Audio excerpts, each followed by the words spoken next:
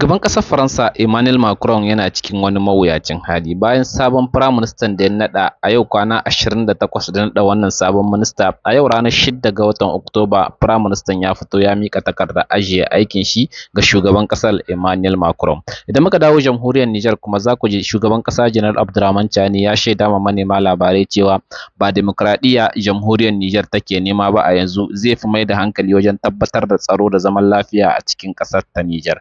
Wayannan bayanan ne zamu tattauna a cikin labaran namu na yau. Jama'a assalamu alaikum. Kamar yadda kuka ji a farkon labaran namu, a yau za mu fi mai da hankali dangane da abin da ke faruwa a yanzu haka a ƙasar Faransa. Shugaban ƙasar Faransa Emmanuel Macron ya shiga cikin wani mawuyacin hali bayan sabon firaministan da ya naɗa a watan da ya gabata a cikin watan Satumba. A yau firaministan ya isa ofishin shugaban ƙasar ya mika takarda ajiye aikin shi, inda ya ce ba zai iya gudanar da wannan aikin ba. Idan ba za ku manta ba, a kwanakin baya ko mu ce a watan da ya gabata a ƙasar Faransa an tayar da zanga-zanga cewa shugaban ƙasar ma na Faransa gaba ɗaya Emmanuel Macron sai ya sauka tunda ba zai iya mulkin ƙasar Faransa ba. Tun daga bayan hawan Emmanuel Macron kin abubuwa suna ci gaba da damalmalewa a cikin ƙasar ta Faransa. Lamarin da yasa har sai da ya kai ga jefa ƙuri'a a majalisar dokokin Faransa, idan ba za ku manta ba a watan da ya gabata, wanda ya ba da dama da firaministan ƙasar Faransa na wancan lokaci har ya kai ga sauka, inda al'ummar ƙasar suka tilasta ma wannan firaminista da gwamnatin Emmanuel Macron sai sun yi murabus. Lamarin da yasa aka gudanar da wani zaɓe a majalisar dokokin ƙasar Faransa, abin da yasa wancan firaministan ya yi murabus. Bayan wani ɗan lokaci kaɗan, shugaban ƙasar Faransa Emmanuel Macron ya sanar da cewa ya naɗa wani sabon firaminista, inda ya fito yana yaba wannan firaminista, inda ya ce firaministan zai iya sauya abubuwa da suka dagalwale a ƙasar Faransa. Bayan wani ɗan lokaci kaɗan, firaministan shi ma ya ga ba zai iya ba. A yau da ranar 6 ga wannan wata da muke ciki, firaministan ya zo ya mika takardar ajiye aikinsa a ƙasar Faransa, inda abubuwa da dama suka ci gaba da damalmalewa. Firaministan ya ce abubuwan da ya gani shi kan ba zai iya gyara su ba cikin wannan ɗan ƙanƙanin lokaci. Tattalin arzikin ƙasar Faransa na ci gaba da yin ƙasa, abubuwa na ci gaba da ɓacewa, kama da tattalin arziki. Kuɗin ƙasar Faransa ma a yanzu darajar su tana ƙara raguwa a kowace rana. Dalilin da yasa firaministan ya ce a yanzu fa shi ba zai iya wannan aikin ba. A yau dai kwana 28 wannan sabon firaminista yake da bayan shugaban ƙasa Emmanuel Macron ya naɗa wannan ministan. A yanzu kuma ministan a yau ya fito ya yi murabus. Ana sa ran cewa Emmanuel Macron zai magantu dangane da wannan murabus in ta firaministan ƙasar Faransa wanda ya gudanar a wannan rana. Ya je ya mika ma Emmanuel Macron takardar murabus ɗin shi, kuma tuni gwamnatin ƙasar Faransa ta amince da wannan. A yanzu dai za a ce ƙasar Faransa babu wani firaminista wanda yake gudanar da aiki. Ana jira a ga Emmanuel Macron zai sake naɗa sabon firaminista ne ko shi ma zai yi murabus ne, tunda al'ummar ƙasar Faransa sun nuna cewa gaba ɗaya ba sa goyon bayan mulkin Emmanuel Macron. Sun tabbatar da cewa tun bayan hawan Emmanuel Macron, ƙasar Faransa koma baya ne kawai take ci gaba da samu. Kuma wannan abin ya samo asali ne tun daga lokacin da jamhuriyar Nijar ta yanke alaƙa da ƙasar Faransa. Alamu dai suna ƙara tabbatar da cewa duk wasu abubuwa da ƙasar Faransa take yi tana gwandago ne da jamhuriyar Nijar. Yanzu kuma jamhuriyar Nijar ta ce ita ba ƙasar Faransa. Tun daga wannan lokacin fa abubuwa suka ci gaba da dakulewa a ƙasar Faransa. Tattalin arziki yana yin ƙasa, mutane suna ganin sun shiga wani mawuyacin hali. Ma'aikata, tsofaffin ma'aikata an kasa biyan su albashinsu, wasu kuma an kasa biyan su fansho. A yanzu dai abubuwa na ci gaba da damalmalewa. Ana sa ran cewa Emmanuel Macron idan ya ga abin yayi yawa, shi ma zai iya fitowa ya yi murabus, domin haka ne gurin 'yan ƙasar, inda sun yi kiranye da cewa Emmanuel Macron ba zai iya ba, ya tabbatar da cewa ya yi murabus shi da gwamnatinsa gabaki daya. Daman sun dan jira ne su ga wannan sabon firaministan da ya naɗa zai iya kawo sauyi ne a cikin aikin nasu ko kuma ba zai iya ba. A yanzu dai ya tabbatar ma duniya cewa ba zai iya ba, inda har ya mika takardar murabus ɗin shi ga shugaban ƙasar Emmanuel Macron. Idan muka dawo gida jamhuriyar Nijar, za ku ji cewa kafar yaɗa labaran DW Hausa ta rawaito cewa shugaban ƙasa Janar Abdurrahman Chani ya ce zai fi mai da hankali wajen tabbatar da tsaro da zaman lafiya, ba wai mayar da ƙasar Nijar akan turbar demokradiyya ba.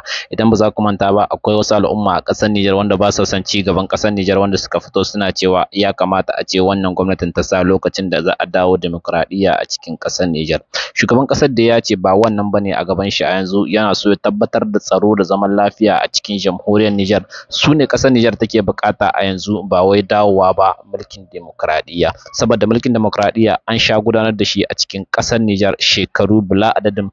Mutane ma suna tunanin cewa wannan mulkin na demokradiyya ba zai haifar ma ƙasar Nijar komi ba, sun fi yarda da wannan mulki na wannan gwamnatin ta sojoji domin suna ganin sauye-sauye na ci gaba da ake kawowa a cikin ƙasar tamu ta jamhuriyar Nijar. Wasu kuma suna ganin cewa ya kamata a ce wannan dakarun sojojin sun sa lokacin da za su dawo mulkin siyasa. Za ku iya gaya mana ra'ayinku dangane da wannan magana da shugaban ƙasar ya yi na cewa shi ya fi ganin ya mai da hankali dangane da tabbatar da tsaro da zaman lafiya a cikin jamhuriyar Nijar da wai magana cewa a dawo kan harakar siyasa. Wannan dai labarin kafar yaɗa labarai ta DW ne ta rawaito shi, inda take cewa shugaban ya tabbatar da cewa zai fi mai da hankali ne wajen tabbatar da tsaro da zaman lafiya, ba wai mai da hankali wajen maido jamhuriyar Nijar akan turbar demokrasiya ba. Sai mun ji ra'ayinku a komantar. Kada ku manta kuna sauraron wannan rahoto daga channel ɗinku ta Nijar Labari TV. Idan yau ne ka fara zawa kai kokari ka danna alamar subscribe, sannan ka danna alamar ƙararrawa da zarar mun ɗora sabon shiri za ka same shi. A nan kuma sai ku gyara zama domin sauraron wani bincike da wani masani mai suna Isufu Bubakar Kado Magagi wanda ya gudanar akan ziyarar da shugaban ƙasa Janar Abdurrahman Chani ya kai a jihar Laberi. Wannan magana dai tana da matukar muhimmanci, ya kamata duk wani ɗan ƙasa na gari ya tsaya sauraro wannan jawabi da wannan bincike wanda aka gudanar akan dalilan ziyarar da shugaban ƙasa Janar Abdurrahman Chani ya kai, wani alfanu wannan ziyara za ta kawowa a cikin ƙasar Nijar da kuma yankin Talabiri a baki ɗaya. A sha saurari lafiya.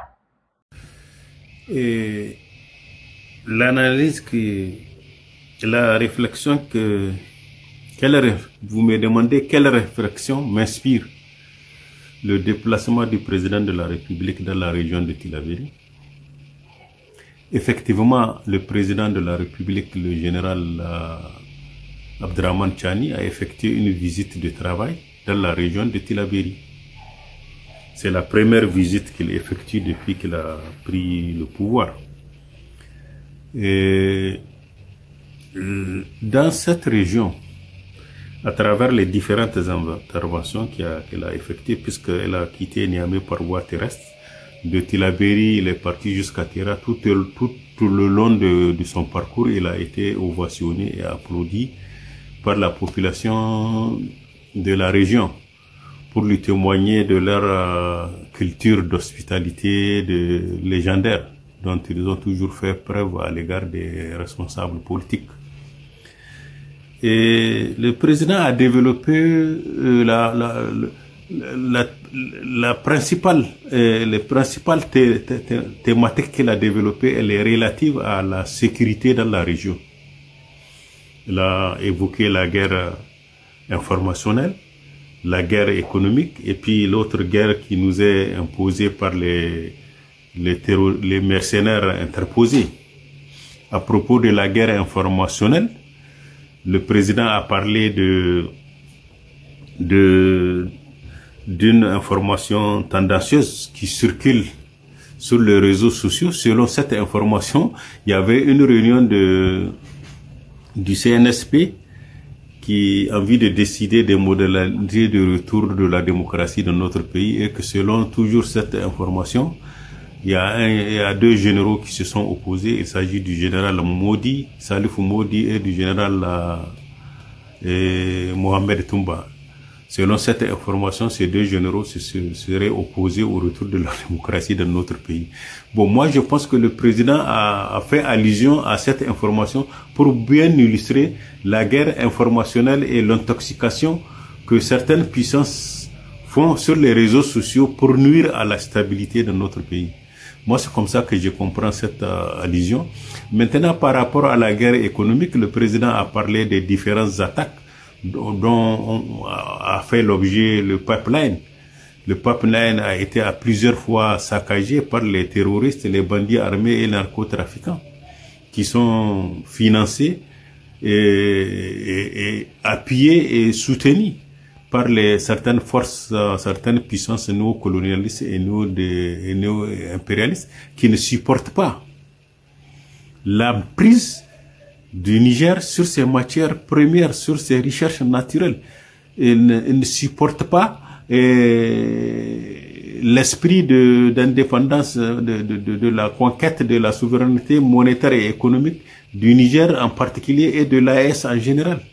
Ces grandes puissances ne supportent pas l'esprit de l'AES, qui est un esprit de souveraineté monétaire et économique. Donc tous les moyens sont utilisés pour déstabiliser cette région.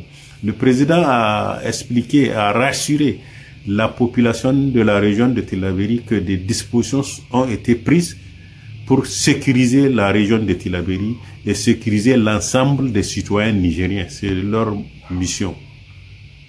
Voilà ce que le président a dit par rapport au problème d'insécurité et de guerre informationnelle. L'analyse que je fais, et pour moi, la guerre informationnelle, pour y faire face, il faut aussi créer un réseau de blogueurs, un réseau de ceux qui vont aller sur les réseaux sociaux. Il faut créer un groupe de veille, que chaque fois qu'il y a une information tendancieuse ou une intoxication sur les réseaux sociaux par rapport au Niger, que ces groupes puissent apporter la réponse nécessaire. Et puis, il faut que le gouvernement aussi corrige sa communication. Très souvent, c'est de l'extérieur que nous apprenons certaines informations sur le pays. Il faudrait qu'on prenne des dispositions chaque fois il y a des informations importantes que le gouvernement, par le canal de sa cellule de communication, explique aux Nigériens ce qui se passe. Maintenant, quand l'intoxication va venir, elle ne pourra pas dévier les gens les gens sont déjà aguerris puisqu'ils ont l'information. Moi, je pense qu'il faut corriger la communication gouvernementale pour éviter l'intoxication à travers les réseaux sociaux. Maintenant, par rapport à la conduite en général de la politique sécuritaire, de la politique économique, monétaire et financière du pays, à mon avis, le gouvernement doit s'efforcer de se faire accompagner par des Nigériens convaincus, des Nigériens compétents, des Nigériens de bonne moralité, des Nigériens qui croient à la politique qu'il définit, à la politique de souveraineté qui est définie par le gouvernement. Il faudrait que le gouvernement soit accompagné par des compétences avérées pour l'aider à bien accomplir sa noble et exaltante mission. Les intoxications ne vont pas en finir puisque, comme le président a dit, on a giflé une centaine de diables. Il faut aller s'entendre à ce genre de manœuvres. Maintenant, il appartient au peuple et aux dirigeants politiques de créer des conditions pour qu'il y ait une unité de cœur et des esprits autour des idéaux portés par le CNSP et le gouvernement, pour permettre de faire face à cette situation qui nous est imposée. Parce que c'est une guerre asymétrique. C'est une guerre par terroristes, par narcotrafiquants, par bandits armés interposés. En réalité, nous sommes en guerre contre les grandes puissances mondiales. Il ne s'agit pas de terroristes. Ces terroristes-là sont entraînés. Ils ont des salaires. Ils sont payés. Et ils sont orientés pour s'attaquer à des cibles économiques, à des infrastructures économiques, aux citoyens innocents. C'est les bétails et les biens des citoyens innocents. Ils passent leur temps d'un village à un autre à égorger des chefs de village et des chefs de tribus. Tout ça c'est fait sciemment, c'est organisé par certaines grandes puissances pour créer la chélie, pour créer le désordre, pour divertir les dirigeants afin de pouvoir continuer à voler les richesses des pays, particulièrement de l'AES. Vous n'êtes pas sans savoir que l'AES renferme le Liptako Gourma. Et le Liptako Gourma a beaucoup de richesses de sous-sol que certains pays n'ont pas. C'est ça qui crée la convoitise de toutes les grandes puissances sur l'AES. Donc il appartient à nos citoyens, aux dirigeants de prendre des dispositions pour créer les conditions d'une unité nationale. D'une unité nationale autour des idéaux portés par le CNSP. Voilà ce que je peux dire par rapport à cette intervention du président de la République.